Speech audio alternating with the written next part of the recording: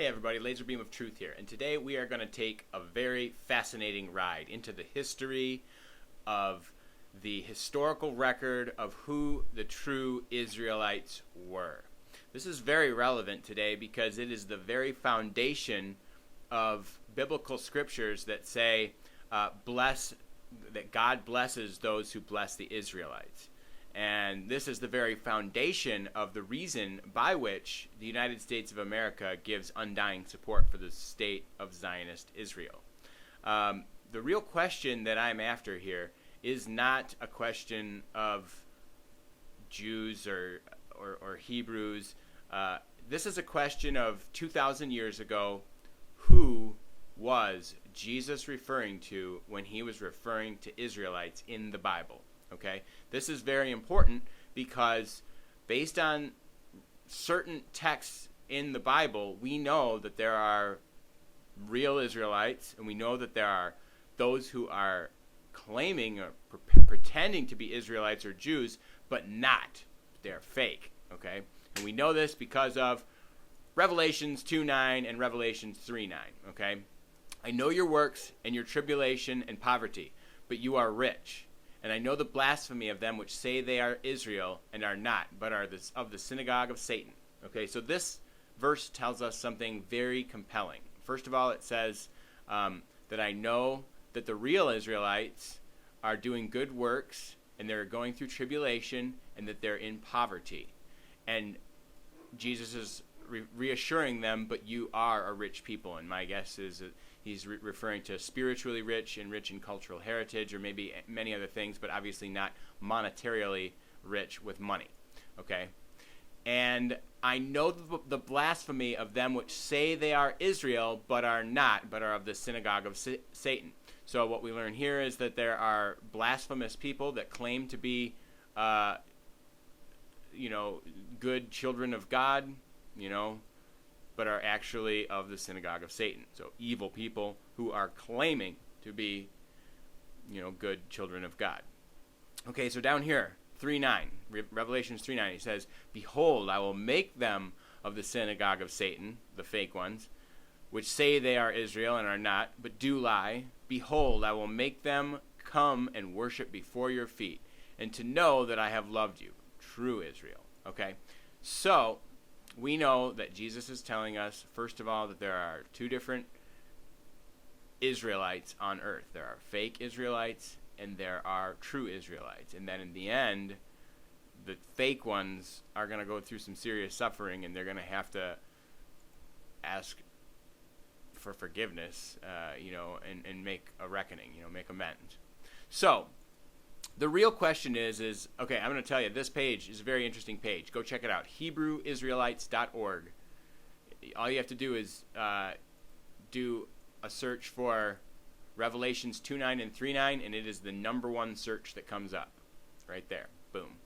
So now the real question is okay, you're probably sounding crazy, Mr. Truth, Mr. Laser Beam of Truth. You're telling me that that all these years I've been praying to Jesus Christ that he was white and that Moses was white, and that in reality you're thinking he was black. How crazy are you? Bear with me here. Let's go over here to physical appearance. Okay. We know, based on the Bible, I'm gonna use one story here because unfortunately I don't have all the time in the world to explain this to you. But we know from one story in the Bible that Moses, to prevent from being killed by infanticide, was put in a basket on the river, sent down the river, and picked up by the royal house, the king of Egypt's family, which the king of Egypt raised him as his own son. Okay? So that wouldn't be so hard to believe if your imagination of Egypt 2,000 years ago was a bunch of white people, or a bunch of maybe Mediterranean-looking, Middle Eastern-looking people, Semitic people that we see today as Semitic. And I'm not referring to what we call Jews of Israel today because they're Caucasian, and it actually is cited, by the way, if you want to really dig into this. I'm not being anti-Semitic to Jews. Their own Encyclopedia Judaica cites that 92% of Jewish people today are Caucasians. They are not the same genetic lines of those who are the Semitic tribes. There are Semitic Jews that are out there, but this is a very small percent, like 8% of the whole world's population. So anyways, but that's not the point of the video. The point of the video is, can we identify the true Israelites, and can we identify the false ones, and what evidence can we find to support that?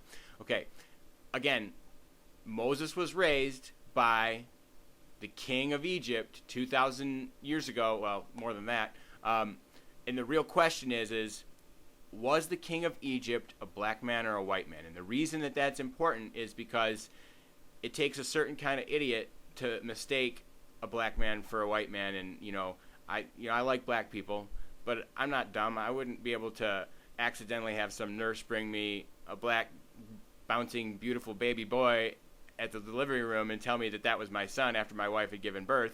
Well, unless my wife was black. I'm not married. But anyways, the point of the matter is that you'd have to be pretty dumb to mistake your own son for somebody of a different race. It just would be very difficult to do. So what can we find? What evidence can we find? And I want you to go and click on the physical appearance side and read this whole page, because this whole page has all kinds of evidence that points to that. But I'm just going to, again, I don't have a bunch of time, so I'm just going to point out a couple things. Gerald Massey, English writer and author of the book, Egypt in the Light of the World, wrote, "The dignity is so ancient that the insignia of the pharaoh evidently belonged to a time when Egyptians wore nothing but the girdle of the Negro." Interesting. Sir Richard Francis Burton, a 19th century English explorer and writer and linguist, in 1883 wrote to Gerald Massey, this guy up here, saying, "You are quite right about the African origins of the Egyptians. I have 100 human skulls to prove it." So this guy was an explorer, kind of like Indiana Jones in 1883, and he had skulls of the ancient Egyptians, and I mean, you could tell from skulls the racial background of the person that used to wear that skull. And so here is absolute empirical proof that the ancient pharaohs of Egypt 2,000 years ago were Africans. They were not the Mediterranean or Caucasian even people that we see in many, many movies that are depicted in Hollywood. And, it only takes two steps of logic to ask yourself why Hollywood, which is run by Zionists, would purport that kind of misinterpretation on history. But nonetheless, this is absolute empirical evidence. I don't care how hard it is for you to swallow, but this is absolutely empirical evidence that the ancient Egyptian pharaohs were black. They were North African black folks. So, that being said, one can only assume that Moses was also black. And if Moses was black, then that changes a lot of things about what we know about the historical records of the true Israelites. And it jives with the Gospel of Revelations. It jives with the Scripture. So, the next thing I'm going to ask you to do is go on a little bit further ride with us here. And we're going to look at a book by Arthur Koestler, who was an Ashkenazi Jew from Eastern Europe, who wrote a book about the Khazar Empire and its heritage. And by the way, you can go to this website, which I will post in the description, so you can come here. This is actually the entire book, okay? So you can read this whole book. By the way, Mr. Koestler is believed to have been assassinated for spreading this message. He is no longer with us, and his death is still quite mysterious. So anyways, what we're going to talk about now is Khazaria and the Khazar Empire and where the Ashkenazi Jews came from. This is very relevant stuff because, let's face it, Ashkenazi Jews are white. Eastern European Jews are Caucasians, okay? They did not originate from the Mediterranean. They did not originate from Egypt. They would not have been mistakable as Moses as a baby in a basket and raised by the king of Egypt as his son, unless he was a very kind and wise and very tolerant king, although I think he would have had a hard time explaining that to his buddies, about why his son was getting a sunburn in northern Egypt. Anyways, the point of the matter is the Khazaria or Khazar Empire was originally a very scattered bunch of warriors. Okay, this was at a time when there was a lot of nomadic tribes in this area of the world. Over here we had the Mongol horde, which was a very, very powerful military force. Over here we had the Byzantine Empire, which was very invigorated by the recent coming of Muhammad. So this was an Islamic empire, the first Islamic empire of the world, and the only, really, that has ever existed, because Islam got scattered to the wind after the Byzantine Empire broke apart. We had Persia and a couple other things. But anyways, the Byzantine Empire was monotheistic. Over here, to the west of the Khazar Empire, we had the Holy Roman Empire, which was also monotheistic among the Christian believers.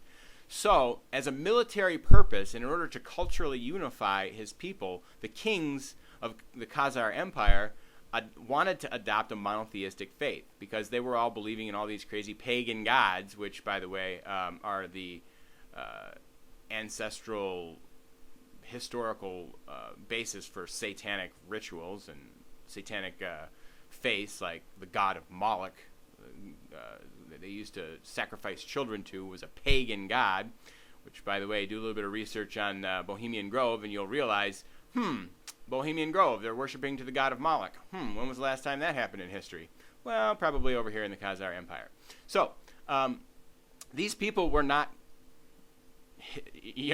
Jewish Israelites. These people are Caucasians that came into a powerful empire and brought the monotheistic faith of Judaism to their people for military and cultural solidarity, so that they could be one culture and fend off the Arab, Islamic, Byzantine Empire and the Holy Roman Empire over here and the Mongol horde over here. So, I encourage you to read a lot of this information. Arthur Koestler did a lot of research, and he's put a lot of information out here for you to read. So I encourage everybody to go and research about the Khazar Empire and the true Israelite heritage, or the Hebrew Jews of old, and ask yourself the question, who do you think the Bible is in reference to? Who do you think is in poverty right now?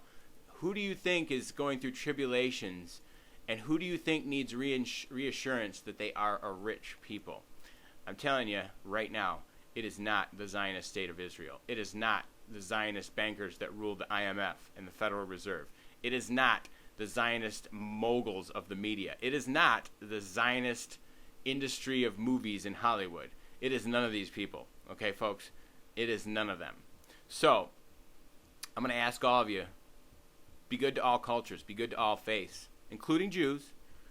Most importantly, though, the true Israelites. This is my plea to everyone that's watching this, to be good and faithful Christians or Jews or Muslims or whoever you are, to the true Israelites. And that would be black people. That's based on my opinion, based on a lot of research. You leave your comments below. If you think I'm crazy, go ahead and post it. I've been called worse. Have a great day. God bless you all. Laser beam of truth.